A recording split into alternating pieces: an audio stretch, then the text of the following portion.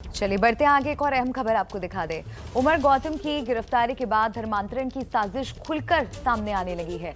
आरोपियों को रिमांड पर लेने के लिए दी गई अर्जी में ऐसा ही दावा किया गया है। एटीएस का दावा है कि इसके लिए विदेश से फंडिंग आ रही थी और बकायदा धर्मांतरण का रिकॉर्ड रजिस्टर में रखा जा रहा था। साथ ही मुख्य आरोपी उमर गौतम की पुरानी तकरीर भी बता रही है कि कैसे वो दूसरे धर्म के लोगों को मुसलमान बनाने में जुटा रहता था। मेरे दिल में 14-15 साल की उम्र में ये जज्बा कुदरती तौर पे अल्लाह के फजल से पैदा हुआ कि मैं अपने खालिक को, मालिक को, राजी को जानने की कोशिश करूं कि किसने मुझे दुनिया में भेजा है और क्यों भेजा है और मरने के बाद क्या होना है।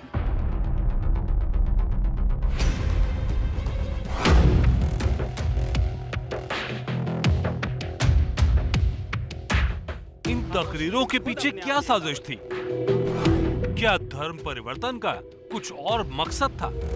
गुरुग्राम का मुन्नू यादव उर्फ अब्दुल मन्नान, कानपुर का आदित्य गुप्ता उर्फ अब्दुल समद। मन्नू यादव और आदित्य गुप्ता ना तो बोल सकते हैं ना सुन सकते हैं, लेकिन फिर भी धर्म परिवर्तन के रैकेट में फंसाया गया। कोर्ट के सामने पेश अर्जी में आरोप लगाया गया है कि रैकेट भारत में आबादी का संतुलन बदलने के मकसद से काम कर रहा था। मकसद यही है कि ऐसे लोगों की खिदमत की जाए जो ईमान लाते हैं, उसके बाद उनकी तालीम, उनकी तरबियत, उनको मोरल सपोर्ट, उनको लीगल सपोर्ट, और ये बहुत ही अहम एक मैं समझता हूं कि ड्यूटी है जो हम सबको करना चाहिए। आरोप ये भी है कि आरोपियों के पास से धर्मांतरण से जुड़ा रजिस्टर मिला है। रजिस्टर और फोन से मिली जानकारी के आधार पर धर्म परिवर्तन किए गए लोगों का ब्यौरा सामने आना शुरू हो गया है। ये तो सिर्फ 28 लोगों की लिस्ट है। उमर गौतम और उसके सहयोगियों पर अब तक करीब 1000 लोगों का धर्म परिवर्तन करने का आरोप है। जिस दिन ये खुलासा हुआ था, ये बात स्पष्ट की गई थी कि कुछ दस्तावेज हम लोगों को मिले हैं और उन्हीं दस्तावेजों के आधार पर ये बात बताई गई थी कि 1000 सिक्के करीब या उससे कुछ ज़्यादा लोगों के धर्मांतरण कराए गए हैं।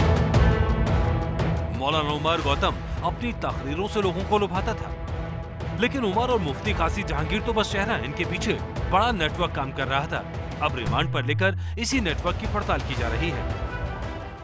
हमारे गरीब या दिव्यांग बच्चे हैं या काफ़ी गरीब लोग हैं, उनको तरह तरह के प्रलोभन देके पैसे का, सरकारी नौकरी का या शादियों का, ये सब चीज़ें हथकंडे इस गैंग के द्वारा अपनाए गए हैं और एक सुनियोजित ढंग से इस तरह के धर्म परिवर्तन की कोशिश की गई है। यूपी के धर्म परिवर्तन रैकेट में हुआ है बड़ा खुलासा। केंद्र सरकार के बाल महिला कल्याण विभाग का एक कर्मचारी ही आरोपी मौलानाओं की कर रहा था मदद।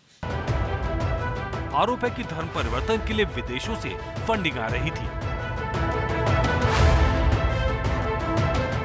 ये बाहर से फंडिंग आई है, ये बात लगभग तय है, लेकिन कहाँ से फंडिंग आई है, कैसे आई है, क्या रूट है, क्या रूट अपनाया गया, क्या नियमों का उल्लंघन किया गया है, इस सब की जांच की जा रही है। बहुत जल्दी इस पर आगे भी कार्रवाई की जाएगी। आरोपियों से पूछताछ में लखनऊ के रहमान खेड़ा की अल हरम अकेडमी का नाम भी सामने आ रहा है। आरोप है संस्था को विदेश से फंडिंग आती थी, जिसे वो इन लोगों को पहुंचा देते थे। हालांकि अकेडमी से जुड़े लोग इससे इंकार कर रहे हैं।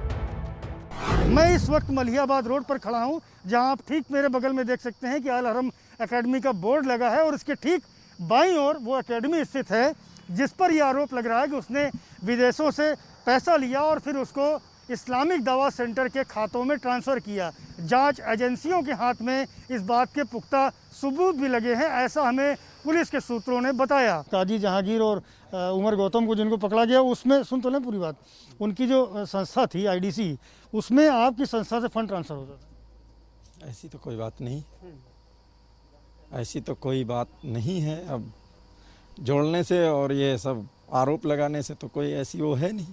नहीं, आपकी संस्था को विदेशों से पैसा मिलता था? इसके बारे में तो हम नहीं बता सकते हैं। सूत्रों के मुताबिक फंडिंग का आईएसआई कनेक्शन भी निकल कर आ रहा है। जांच में आरोप लगाया है कि न सिर्फ धर्म परिवर्तन हुआ, बल्कि मूल धर्म के लिए लोगों के मन में नफरत भरी गई। लेकिन ये सभी पुलिस के आरोप हैं, जिन्हें अदालत में साबित किया जाना अभी बाकी है।